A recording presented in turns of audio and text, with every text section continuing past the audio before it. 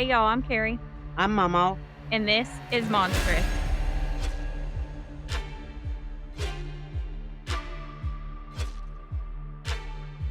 This episode contains language and topics that may not be suitable for all listeners, including violence, death, and situations that may be triggering to some. Listener discretion is advised.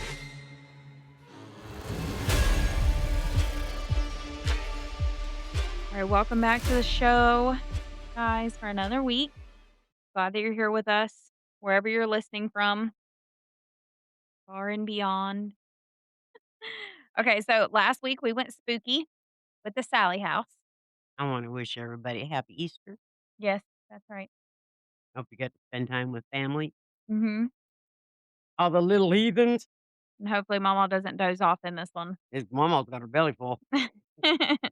Okay, so like I said, last week we went spooky with the Sally house, which you were not a fan of. No, I was not. Mhm. This week and next, because we have a two-parter, we're gonna go cinematic. What's that look for? Why didn't you just say we're going to the movies? Because I like the way cinematic sounds. Oh, okay. Sounds fancy. That's one thing we ain't. Whatever. Okay, so we're gonna go back to the middle of the progressive era, and I'm gonna tell you about a massive national event. It's one that resulted in the death of 4 people and 1 major injury in only 12 days. And that would become the inspiration for a major blockbuster film 59 years later. Damn. Yep. I didn't realize it was that big of a difference Oh, between the yeah, 2. massive. Just about 6 decades. So the fact that it inspired the movie is just crazy to how far apart it is. Yep.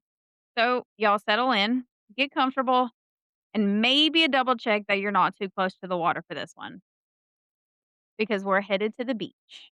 So you got your bathing suit on, ready to dive in. Oh, yeah, right. Okay, so it's the summer of 1916. The air on the East Coast is thick and unmoving. It's the kind of heat that makes city bricks sweat and bedroom windows feel like oven doors. Inside cramped apartments in New York and Philadelphia, the thermometer is climbing past anything that people are used to. And opening a window doesn't help much when the outside air is just as hot and twice as dirty. That's for air conditioning. Mhm. Now, on top of that, there's another invisible threat hanging over everyone's heads. Can you guess what it is? 1916. Mosquitoes. No, we have that now. Polio. Yeah, they didn't have a vaccine for it yet. Mhm. So, parents are terrified. Children are getting sick. Some are being left paralyzed, and some are even dying. Crowded streets and public pools feel dangerous and contaminated. The cities feel like traps. So people look to the one place that still feels clean, safe, and healing, the ocean.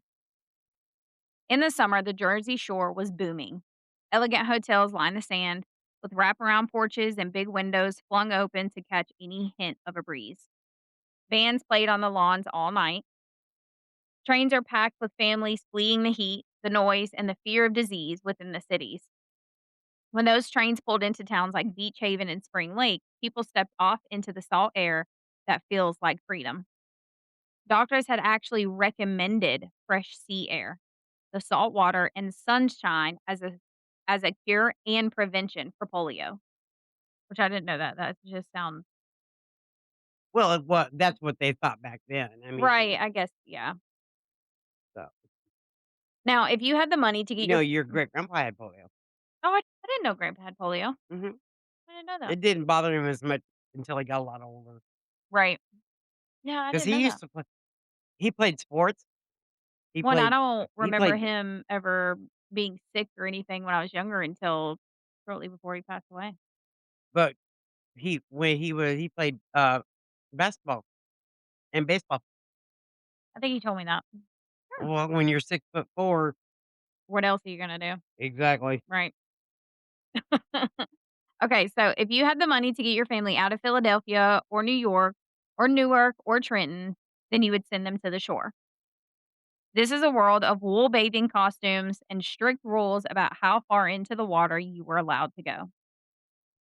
Lifeguards during 1916 sat high in their chairs, watching over crowded surf zones where people would bob up and down. They would laugh, splash, and completely convinced that the most dangerous part of the beach day was maybe getting a bad sunburn or being pulled into a strong rip current.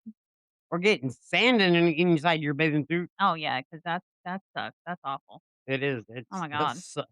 Underneath all of that, though, there was one belief that makes everything feel even safer when it came to a day at the beach.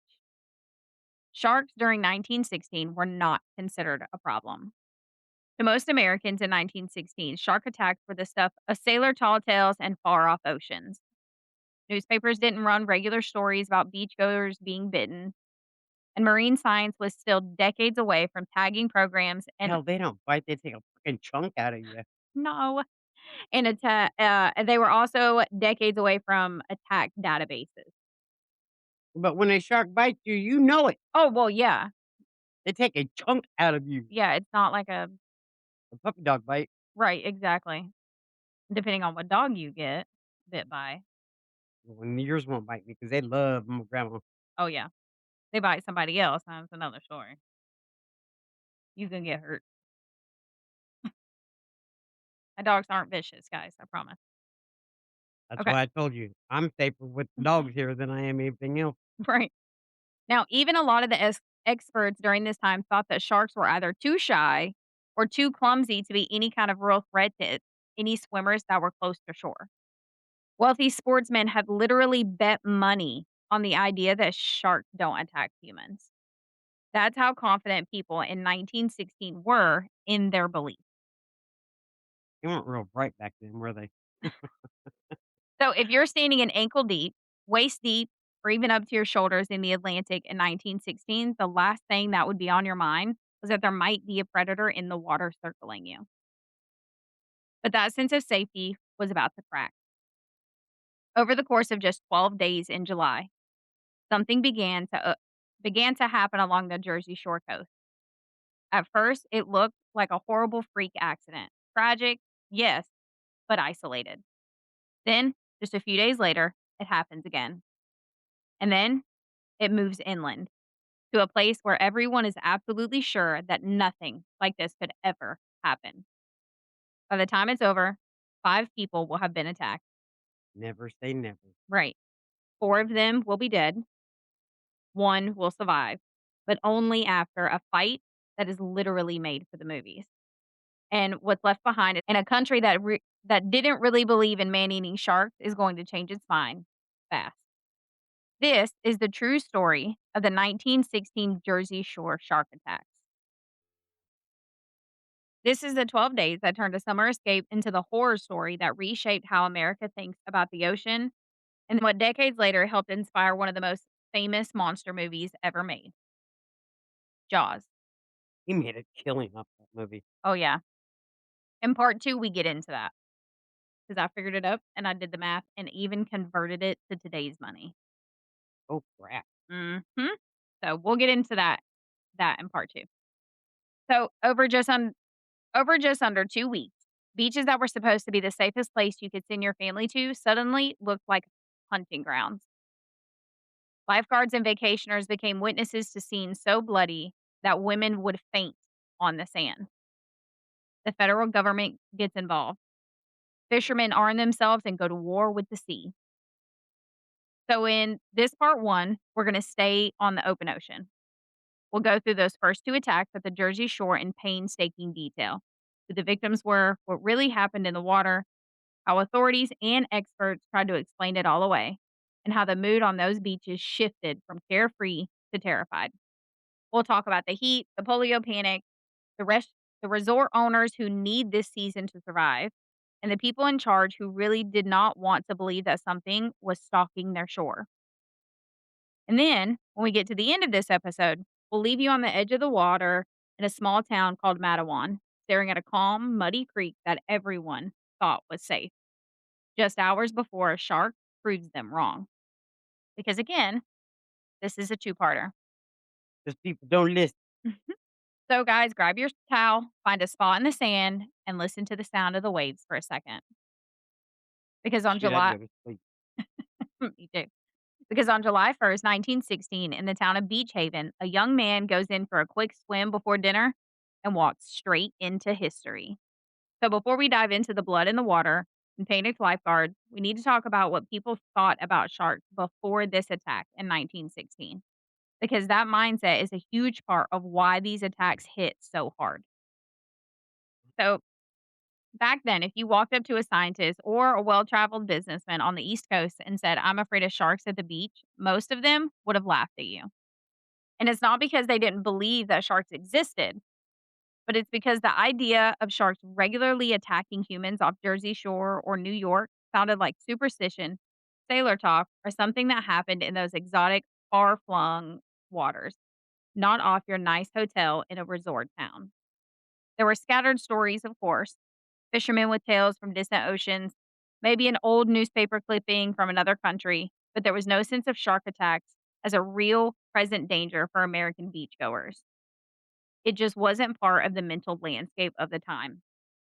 If you were going into the water in 1916, you worried about cramps, undertow, and maybe something sharp. But sharks was not on that list. So, one of my favorite examples of how confident people were is the Herman Ulrich story. So Herman Ulrich was a wealthy American businessman, and he was a sportsman in the late 1800s. Someone who had money and ego, like, to make big public wagers. So in 1981, he publicly offered a reward of $500 for proof that a shark had ever attacked a human being in North American waters. Now, $500 back then is the equivalent to many 10,000s today. That's not pocket change then or now. So this bet was the I'd be okay with it. right, me too. This bet was the same as outright saying, "I'm willing to put some serious money on this because I know I'm right." And no one ever collected it. People wrote to him, they sent in stories, but none of it, in his view, counted as solid proof. He would die in 1906 with that money still in his pocket. That's how deeply ingrained this belief was, that a rich guy could basically say, "Show me any real evidence that a shark has attacked a person here, and I'll pay you a small fortune." Yeah, because that was a lot of money back then. Oh, yeah. You don't make a bet like that if you think there's even half a decent chance that someone's gonna show up and tell you, "Here are the scars, here's the doctors, here's the witnesses, now pay up." You make that bet because everyone you know is telling you, "Yeah, nah, sharks don't do that here. They only do it over there." And it wasn't just arrogance. Part of the problem was the state of marine science at the time. There was no global database that I could find, anyway, of shark attacks during this point in time. There was no central record for where incidents get logged, analyzed, or mapped. If something happened in a small seaside town and the local paper treated it as a freak accident, there was no system to elevate that information into a bigger pattern. There was no tagging, no satellite trackers, and no acoustic tags.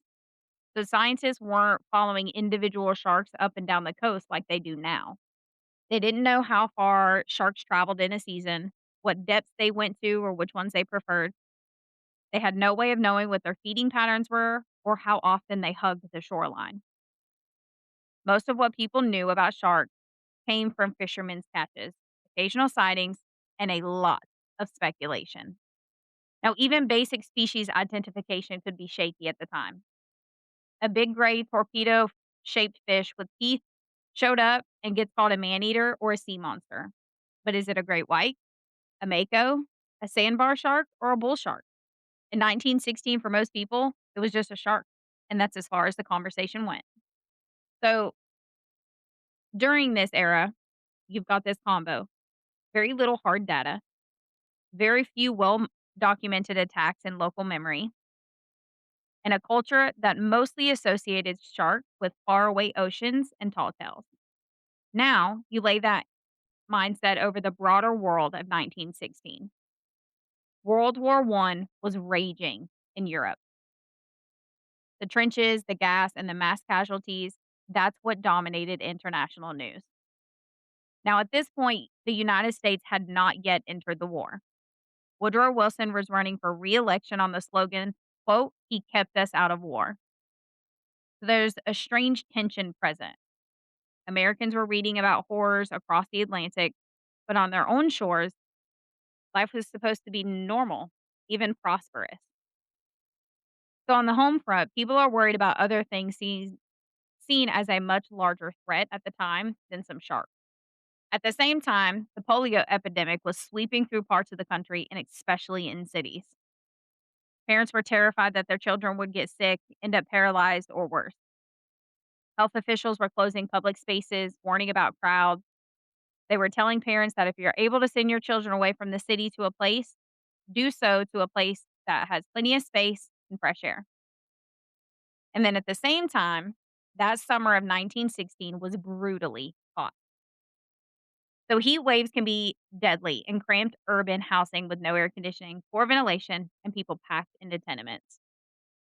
Temperatures stay high both inside and out day after day. So the idea of getting out of the city, even just for a weekend, wasn't just a luxury anymore. It felt like a massive health decision. So the seaside resorts along the Jersey Shore became those pressure valves. They were sold and understood to be places of health and safety. Like I said before, doctors were literally prescribing sea air and ocean bathing as treatments for nerves, respiratory problems, and for general well being. Now I could see it for nerves Yeah, because the and cool general water, well-being. the ocean just makes you feel good. It depends on who you're talking to.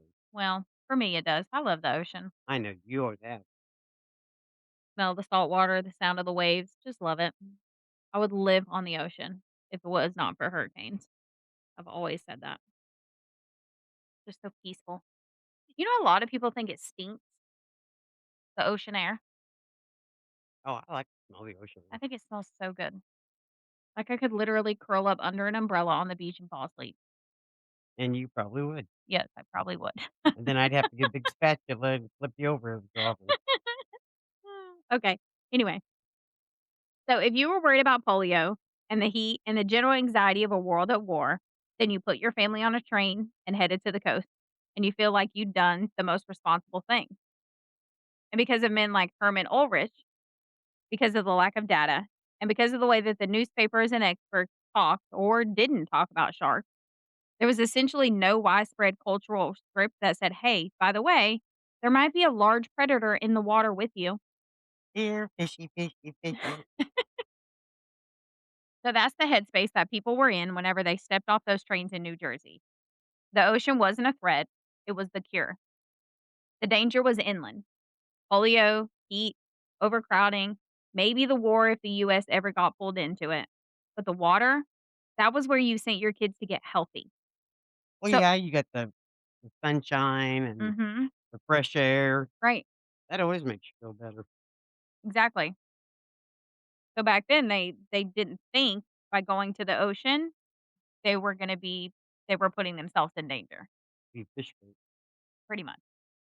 So when the first person dies in the surf at Beach Haven and someone dares to use the word shark, you could see why the instinct, both from officials and from a lot of regular people, was to push back against it. And it was to say, no, that can't be right. Sharks don't do that here. That's the collision that we're heading towards.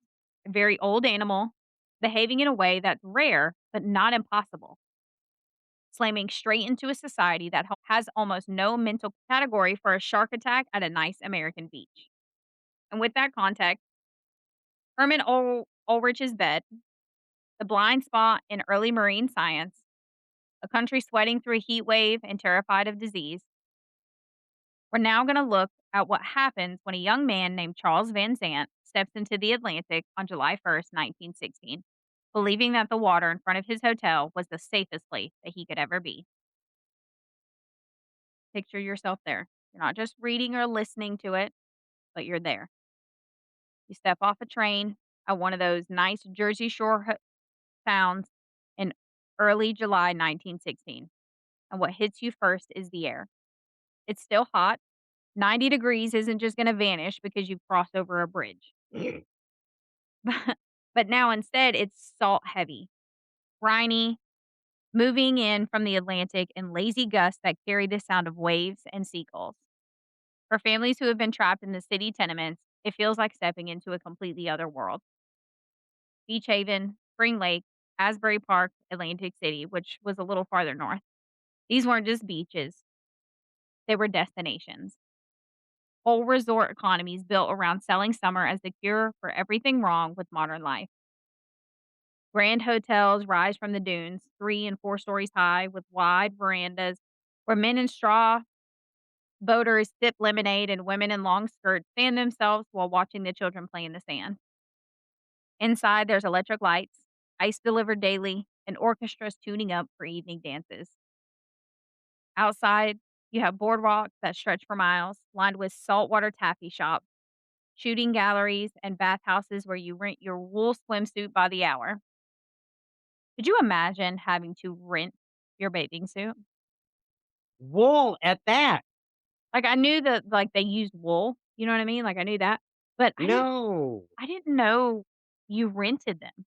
I didn't know what that is. Could you imagine having to do that? Yeah, that's Right. other than polio. Okay, so the trains kept coming day after day from Philadelphia. Families like the Van Zants, upper middle class, doctors, lawyers, and small business owners filled the parlor cars. From New York, even more traveled to the shore, packing every seat within the cars. Newspapers advertised special excursion rates, round trips for a few dollars, because everyone knows if you can afford it, you have to get out of the city. The ads promised pure ocean air, health, healthful bathing, and the finest accommodations. It wasn't just a vacation, it was survival. So a typical day at one of these resorts started slow. Breakfast on the hotel porch, maybe some correspondence, a stroll down the boardwalk to pick up a newspaper. By late morning, people were starting to head to the beach. Women and girls went into bathhouses first, emerging in those heavy, dark wool bathing costumes that covered you from neck to knee. Men sported similar one pieces or just trunks. There were no Speedos, no bikinis, and there was no bare skin beyond your arms and your calves. It was all very proper and very Victorian holdover. From there, they walked down to the designated bathing areas where ropes or flags in the water marked the safe zone where most people stayed. Lifeguards were perched up high in their chairs, bronze and authoritative, with whistles around their necks, scanning the water like hawks. They're there to check for riptides, for cramps, and for kids who swim out way too far. They're not there to look for sharks. Nobody's looking towards the water for those fins. The water is a constant invitation. Families wade in ankle deep, then waist deep. Kids shriek and splash, their mothers calling out half hearted warnings from the shallows. Stronger swimmers, like the local boys, hotel staff on break, and athletic young men, would show off by heading out past the breakers, diving through waves, floating on their backs, and feeling invincible. The sun beats down, and the water's cool enough to make it bearable. This was 1916 bliss. This was why you spent half a month's salary to get there. So take Beach Haven as our first example. This is one of the gems of Long Beach Island down in southern New Jersey. The Ingleside Hotel sits right on the beach, close enough that you can hear the waves from the dining room. It's got that classic Gilded Age look, tall, shingled, and welcoming.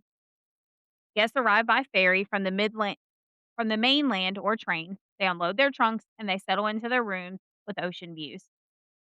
By evening, the veranda is alive with chatter, clinking glasses, and the faint strains of the piano from the lobby. A day here feels structured, safe, and communal. You take a morning swim, have lunch on the porch, take an afternoon nap or maybe a stroll, and then take another swim before dinner. Then you change into your evening clothes, white dinner jackets for men, long dresses for the women. You have dinner at 6, and then maybe a dance afterwards. The hotel manager circulates, making sure that everyone is happy, because happy guests mean return business next year. And that's the other piece to this: money. These resorts live or die by the summer season. July and August, July and August are when they make their yearly profit. Empty beaches mean hoteliers, bankrupt boardwalk vendors, and laid off staff. When crowds thin out, even for a day, it's noticed and it's felt. Nobody wants to hear anything that might scare people away from the water. So when a guest at the Ingleside suggests an evening swim before dinner, nobody bats an eye. It's just what they did here. The water's right there. The lifeguards are still on duty or close by, and the beach isn't empty, but it's not mobbed either. Evening light turns the waves gold, and the air cools just enough to make it pleasant. So a Chesapeake Bay retriever trots alongside the beach, chasing sticks in the surf, his tail wagging. It's a perfect Jersey Shore moment. Charles Vansant was the young man taking one last dip for the night. He was in his early 20s. He came from a good Philadelphia family. Polished shoes back in the hotel room, good manners, the kind of man who'd tip well and chat politely with the staff. He wasn't a drunk, and he wasn't in the water showing off. He was just a guy enjoying his vacation. So he waded out from the beach in front of the hotel, past the line of evening strollers, and into the water that came up to his waist and then to his chest.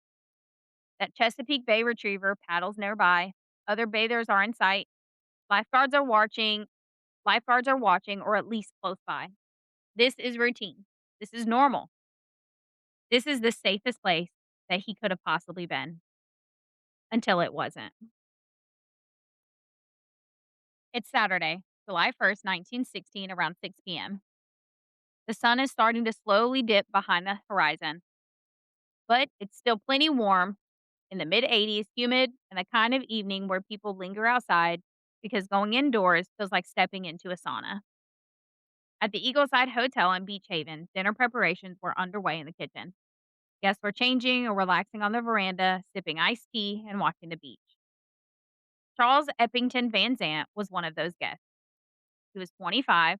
Some papers said 23, but most accounts settled on 25, so he was right in there.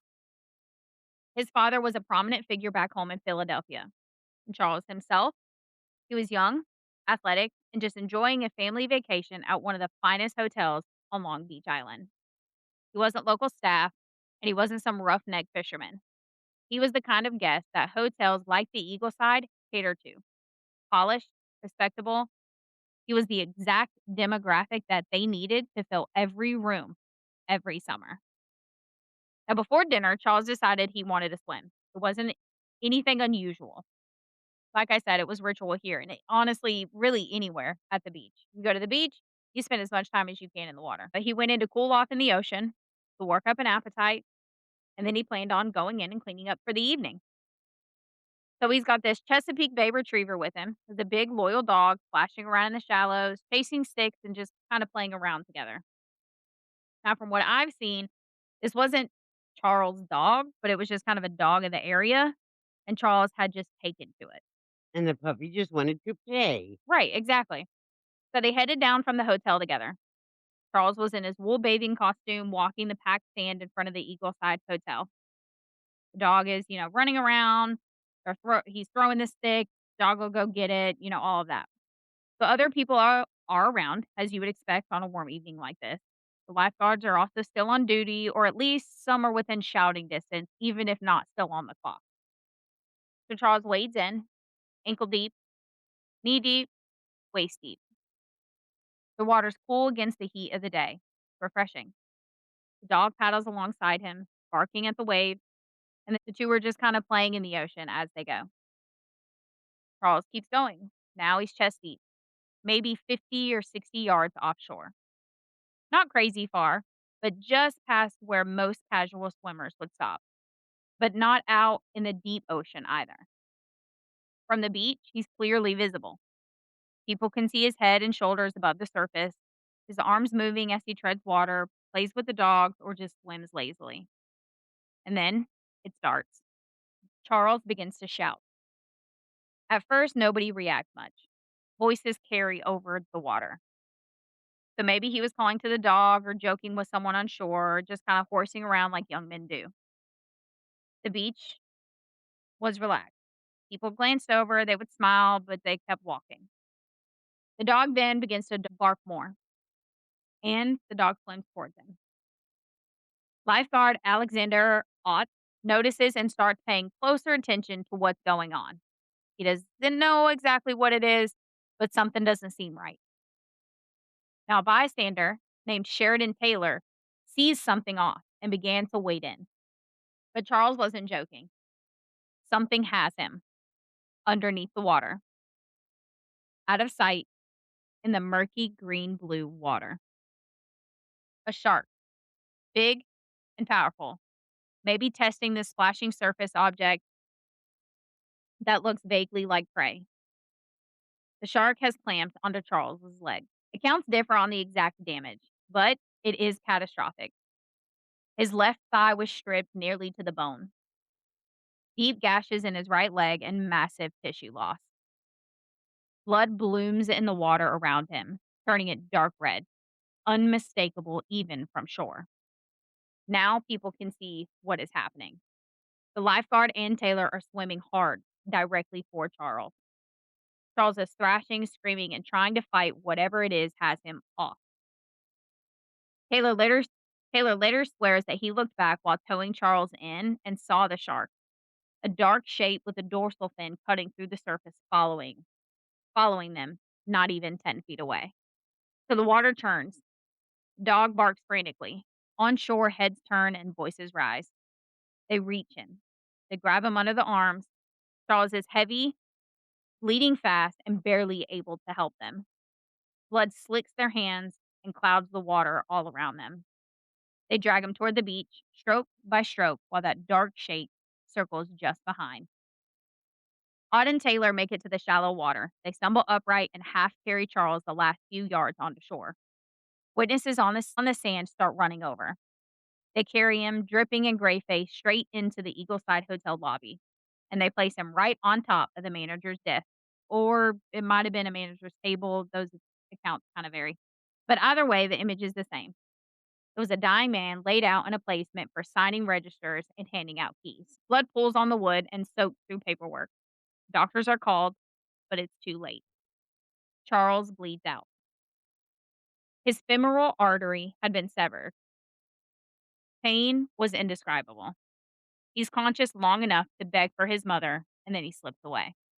Charles never made it back to his room. His time of death was roughly 6:45 p.m., 45 minutes from first splash to last breath. Following this, the beach goes quiet. The veranda guests who moments ago were laughing now stand frozen and staring. Women cover their mouths. The dog, soaked and whining, paces nearby. Staff try to clean up, but the desk smells like copper and salt for days. Local reaction is immediate but muted. Beach Haven's evening paper runs the story with titles like, quote, "Young man killed by sea creature." They aren't labeling it a shark yet. Instead, they call it a sea creature. Because even now, even with a body on a hotel desk, people don't want to say it out loud. Pennsylvania's fish commissioner, James E. Meehan, weighs in quickly, saying, quote, "Sharks don't attack humans. This was probably a sea turtle. Or the shark was after the dog and got Charles by mistake." Meehan's not guessing either. This fits the script that everyone knows. Sharks are harmless. Turtles bite. Dogs attract trouble. Case closed. So the beach stays open. There's no nets, no closures, no keep out of the water signs. And the next day, which obviously would have been Sunday, would bring another trainload of families, another packed lunch hour on the sand, and more people waiting in because what happened to Charles Vansant was freakish. It wasn't a pattern or a threat. It was a one in a million tragedy. Hotel management scrubbed the desk. Staff were told to be discreet. Guests were reassured that it was safe to swim. Doctors kept prescribing sea bathing. The season must go on. But 5 days later, 45 miles north in Spring Lake, Charles Bruder, a hotel bell captain who knows those waters better than most, would wait out for his afternoon swim. And when his mutilated body washed up back on shore, legless, abdominal cavity torn open, women would faint on sand, and man eating shark would hit the front page of the New York Times. For now, though, Beach Haven breathes.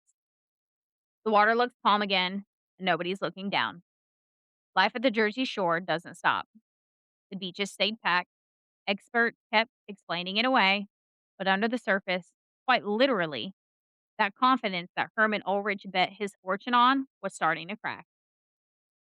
Now, the days after Charles Van Sant's death passed quietly on the Jersey Shore. Like I said, the beaches don't close, the hotels don't hang up any warning signs, and the lifeguards go back to their chairs. Sunday brunch was served on the Eagle Side's blood-stained veranda as if nothing had happened. The Beach Haven Era, which was the local newspaper, ran the story but buried the lead. No screaming shark headlines. Just a tragic drowning with some complicating factors. A sea, tur- a sea turtle, they said. A dog distraction. A cramp. Anything but a predator methodically hunting a human in waist deep water. Pennsylvania Okay. Pennsylvania Fish Commissioner James Meehan had doubled down in the press, saying that sharks were timid creatures. They don't attack bathers, and this was an anomaly. Experts from universities chimed in, echoing the same line. Sharks scatter when humans splash. They're deep water fish. They don't come this close to shore. Vansant's death got classified as everything but a shark attack in those early accounts. There were accounts of things like a boating accident, a propeller strike, and even poison from some exotic sea creature. Why the rush to explain it all away? Gives headlines. 3 words: cold, hard, cash. The Jersey Shore isn't just vacation land, it's an entire economy. So, like I said before, July and August are when hotels like the Ingleside, the Essex and Sussex, and all those grand beachfront properties make or break their entire year. A single bad weekend for any reason can empty the beach, the trains, and the rooms, which would leave bartenders laid off, chambermaids sent home, and boardwalk vendors hawking unsold taffy until Labor Day. Beach Haven's mayor knew this. He needed those beach crowds to keep tax revenue flowing and to win re-election on a platform of prosperity. Hotelers like the Ingleside's manager needed every room booked solid to turn a profit and to protect their reputation as a safe, unscalable destination. Doctors up and down the coast needed sea bathing to stay prescribed. It's the health trend that fills their waiting rooms with patients seeking summer cures. And nobody, not the officials, the business owners, nor the local papers, wanted shark to be the first word people associated with their town. So this was literally Jaws, only 59 years earlier. Because for anyone that has ever watched that movie, that's almost exactly how it was to a T. No one wanted to believe that it was a shark. It's business revenue versus public safety. It's that don't tell people there's a shark or they'll never come back mentality. Now, in the overall scheme of this, Charles Van Sant became a footnote. He was a polite tragedy at dinner table conversations, and newspapers helped with this. The national coverage was light. For example, the New York Times did mention it in their paper briefly, but it was on page 5, not on the front page where it probably should have been. Local papers assured that the beaches were safe, lifeguards were vigilant, and experts were confident in what they knew about sharks. So, snaps back to its normal rhythm on the site. More trains arrived that Monday, more families unpacked on Tuesday, and there were more wool bathing suits that hit the surf by Wednesday. Underneath it, though, there was a shift. It was subtle and unspoken. Lifeguards now linger a little longer at the water's edge. Swimmers stayed a little closer to shore. Hotel staff exchanged glances when someone mentioned going out past the breakers. And the veranda conversations at the Eagle side got quieter when the beach came into view. People weren't panicking, not yet, but the water didn't look quite as inviting as it did before. And then 5 days later, Wednesday, July 6th, 45 miles north in Spring Lake, the denial machine got its first real test. Charles Bruder, who was a 27-year-old bell captain at the Essex and Sussex hotel, stripped down for his afternoon swim. He's a local. He knew these waters like the back of his hand.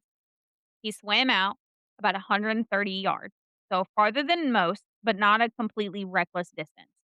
He was a strong swimmer, and he was a hotel staff member, one of their own. A woman on the beach saw something red in the water, and she thought that it was a capsized canoe. So she calls to the lifeguards, telling them that the man in the red canoe needed help. They row out, and they find Bruder. There was no canoe and just blood, and a man with his abdomen torn open, both legs severed, one above the knee and one at the foot. But he was still alive, barely. He's bleeding out in their boat before they ever hit the sand. Women faint. The New York Times goes to press, printing the quote, "Man eaten by shark." The bet that Herman Ulrich died holding on to was about to lose big. Spring Lake isn't anything like Beach Haven. It's not a one off. Two attacks, two dead, same coast, 4 days apart. The resort owners can spin sea turtle. They can't spin legless. So now let's head to that beach on July 6th. Spring Lake, New Jersey, 45 minutes north of Beach Haven as the crow flies, but a world away in reputation. If Beach Haven is the family friendly gem of Long Island, then Spring Lake is the crown jewel of the Jersey Shore. Elegant, exclusive, and the kind of place where Philadelphia and New York money comes to see and to be seen. Grand hotels line the ocean front. The beach is pristine, the water clear on good days. Ooh, my The Essex and Sussex Hotel anchors it all. It's massive, hundreds of rooms, a sprawling veranda, a dining room that seats dozens at a time, staff that bustle through service corridors, bellhops, waiters, chambermaids, the works. And among them was Charles Bruder, who was 27. He was a Swiss immigrant and a bell captain. He wasn't management and he wasn't a guest, but he was one of theirs. He was strong, reliable, and knew every inch of the beach from years of working the summer season. He was the kind of guy who carried 6 suitcases at once and still tipped his cap. So it's mid afternoon and it's really hot again. The beach is busy, but it's not packed. Families are in the shallows, couples are strolling the sand, and the hotel's lunch crowd is digesting on stripped towels. Charles clocked out for his break because he earned it. Charles swims every day in those waters, so he knows the currents, the drop off, and the safe zones. He stripped down to his bathing suit, most likely trunk, and headed for the surf.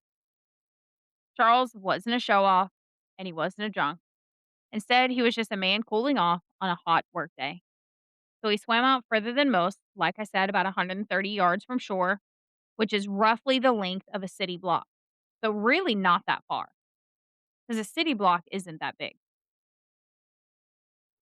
So Charles was a strong swimmer. He had local knowledge. This was his element. So on shore, beachgoers noticed him. Nothing alarming, just notable. He was out there by himself, his head bobbing steadily.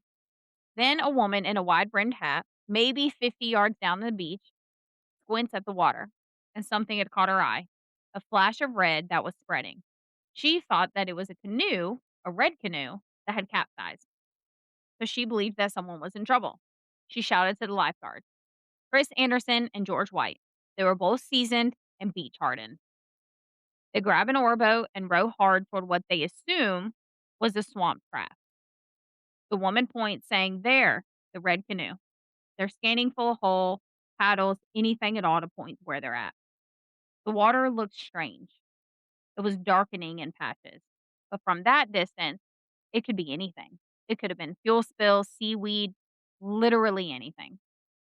So they pull alongside the spot. There was no canoe, just Charles Bruder, his body floating face down, abdominal cavity torn open, his right leg completely severed above the knee, and his right foot had been bitten off. Blood was sheeting off of him in the salt water, turning the sea around the boat a deep, unmistakable crimson. He was still alive. but barely when they reached him, gasping, his eyes wide with shock and pain. They haul him aboard, water sloshing red over the gunwales. They row back like hell, screaming for help. The beach erupts once they hit the sand. Women faint right away, literally collapsing onto their striped towels, smelling salt or passed hand to hand. So many women had fainted. Men shout, children are herded away. Charles was lifted from the boat, his legless torso cramp, cradled like a broken doll, trailing gore all across the sand. They head straight to the hotel where the doctors rush in, but it's over before they start. Blood loss, shock, ruptured organs. Chris Bruder bled out on a Spring Lake beach mid afternoon, not 200 yards from his own front desk. Now, after this, the New York Times doesn't wait. The next morning, headlines read, quote, "Man eaten by shark." It's front page and above the fold. There is no sea creature heading this time. No, probably a turtle. Two dead men in 5 days on the same coast with similar wounds.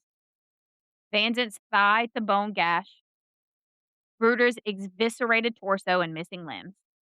The public connects dots faster than any expert can spin a lie. Spring Lake locks down. Not fully because the beach isn't completely closed, but the mood shifts hard. Lifeguards double up. Boats patrol the surf line. Swimmers who were chest deep yesterday now wade ankle deep. Hotel verandas go quiet when anyone mentions the water. The Essex and Sussex passes the hat for Charles' mother back in Switzerland, which is a staff solidarity. But behind closed doors, there are panic of whispers of what if it comes back. National papers pile on. The New York World prints the quote, "Shark terror grips Jersey Shore." The Philadelphia Inquirer reads, quote, "Bathers flee as man-eaters stalk coast." Telegraphs burn up between beach towns. Mayors huddle. Is this one a shark? A school? Migrating monsters? Nobody knows. But shark is now the word being used. Not sea turtle, not boat propeller. It's a shark. And the business calculus flips. Van Zant was explainable. Bruder is undeniable. You can't sell safe sea bathing with fresh bloodstains on your beach. Trains still run, but they aren't full anymore. Boardwalks begin to thin out. Hotelers who basically shit on the first attack now quietly beg state officials for help. They ask for nets, patrols, something to get the monster off of their coast. The denial era ended here, 130 yards off Spring Lake, in a small wooden boat filled with what was left of Charles Bruder.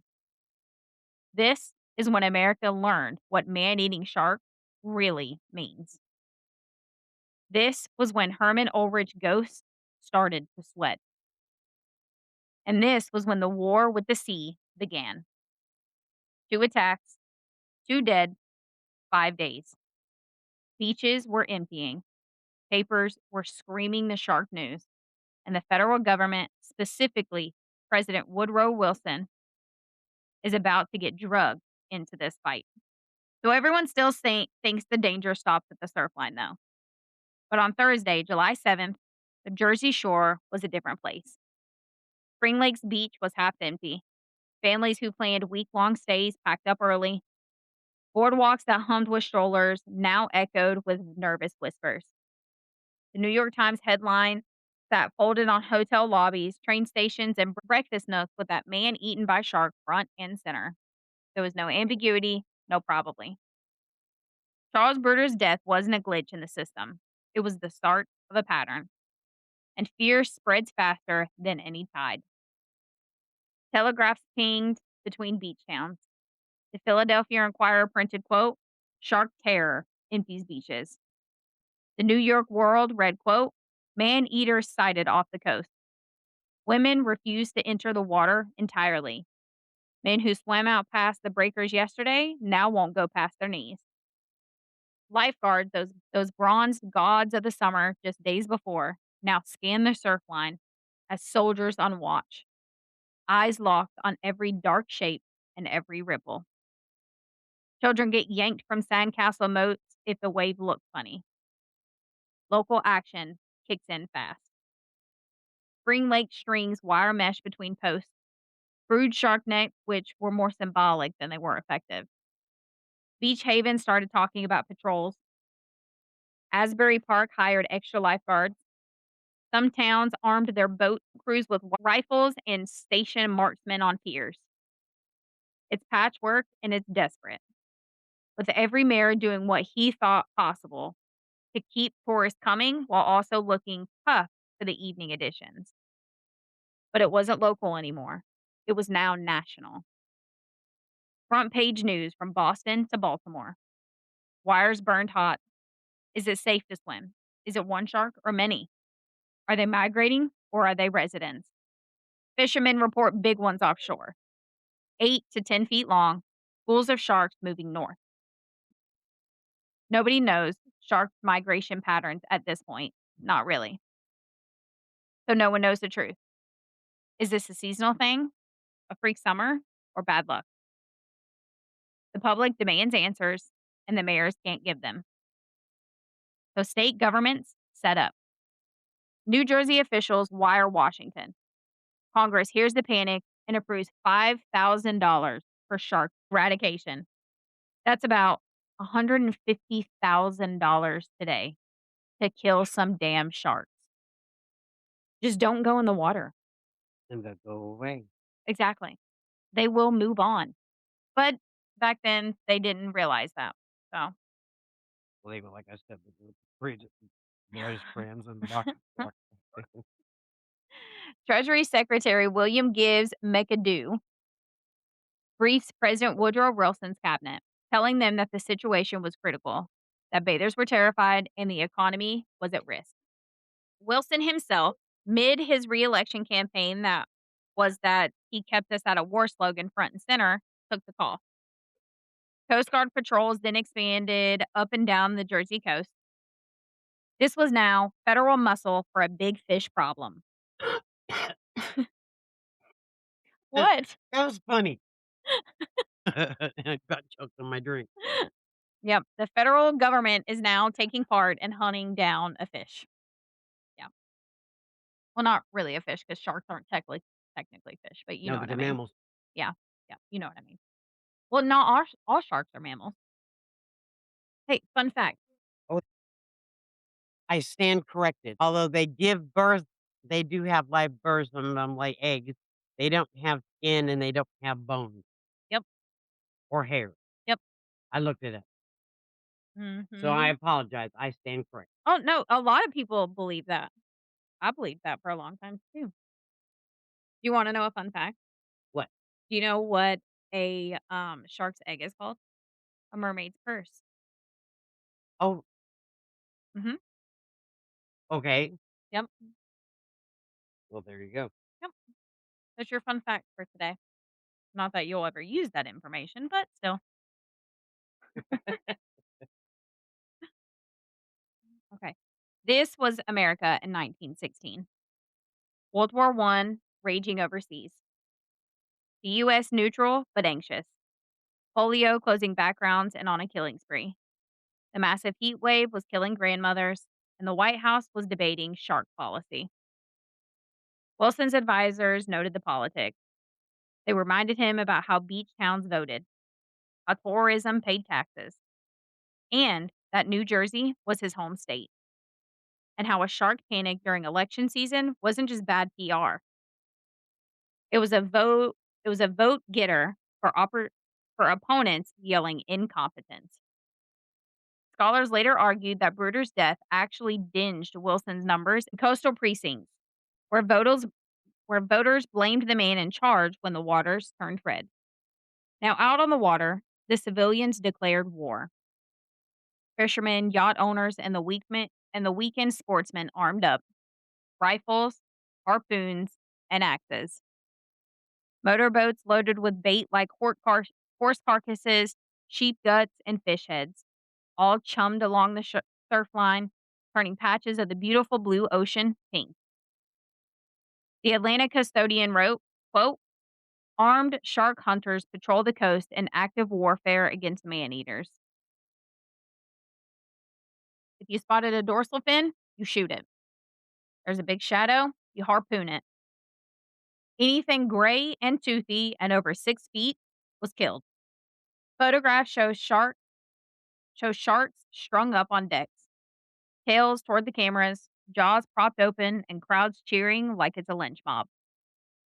Kids poke the dead eyes. Vendors sell shark steak from carts. It's primal and visceral. It's a nation channeling war anxiety into killing things with fins. Nobody asks, what species is it? Is this the right one? At this point, it's all sharks, no matter the species. They are all eaters. Jesus Christ. They're all man eaters and they're all monsters. The same word gets applied to porpoises, sunfish, and anything big that surfaces. Rationality's gone and fear rules. Attendance plummets on the coasts. Resorts that banked on July crowds now pray for August rain to forget the headlines. Hotels cut their staff. Boardwalks get dark early. The economic engine sputters. Exactly what everyone had feared after Vansant, now made a reality after Bruder. And through it all, two assumptions had held up. First, this was an ocean problem. Sharks belong offshore. The shoreline is the front.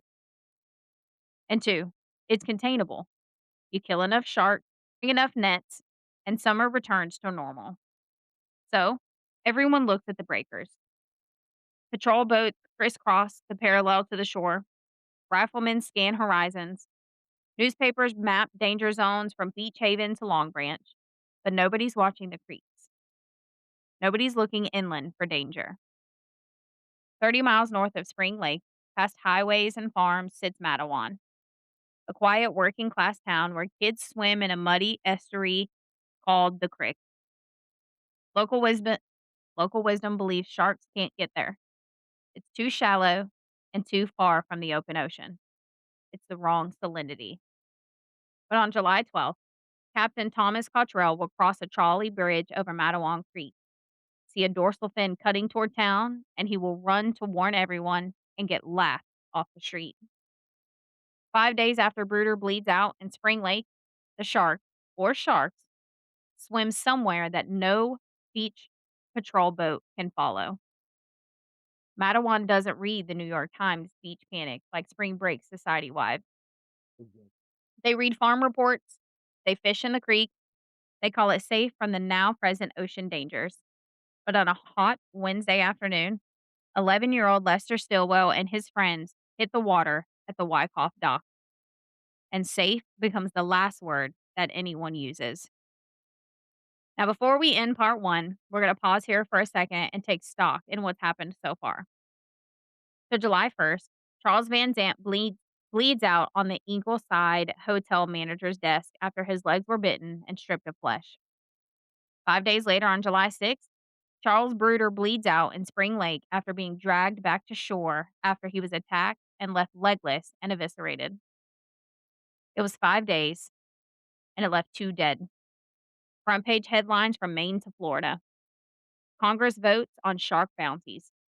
President Wilson's cabinet debated finned predators while Europe burned in trenches during World War I. Coast Guard boats crisscrossed the surf line.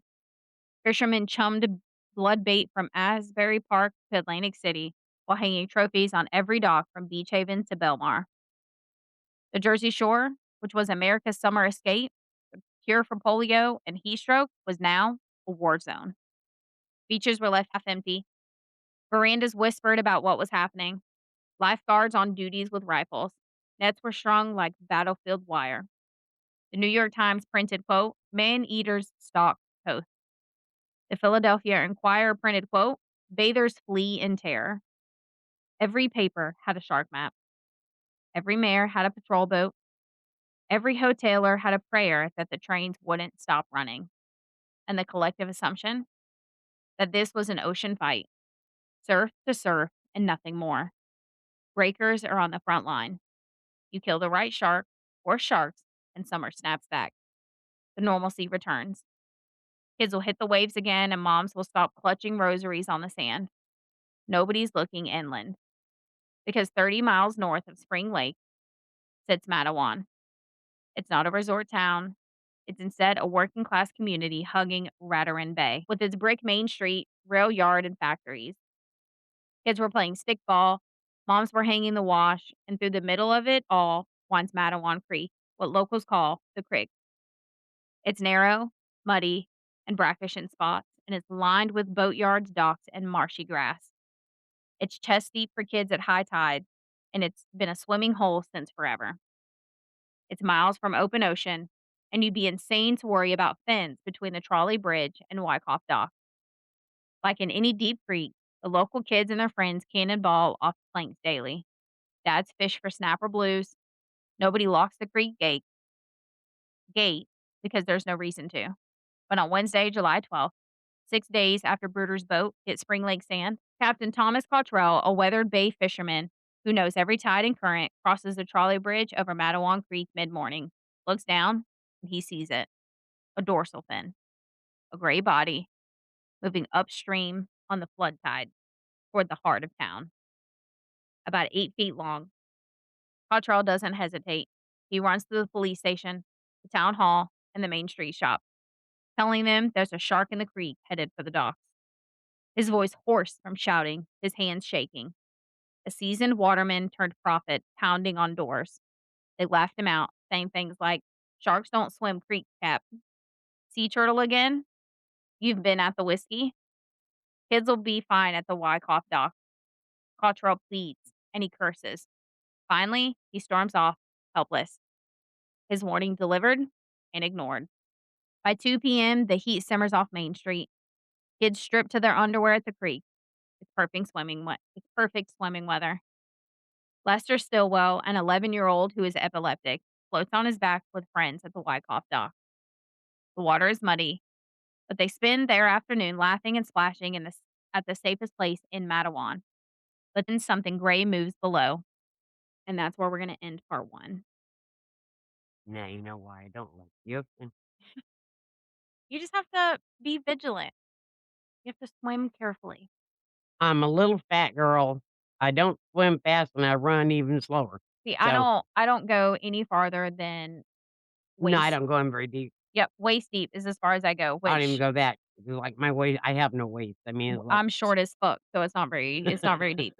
If I want water up to my neck, then I just sit down where I'm standing. That's what I do.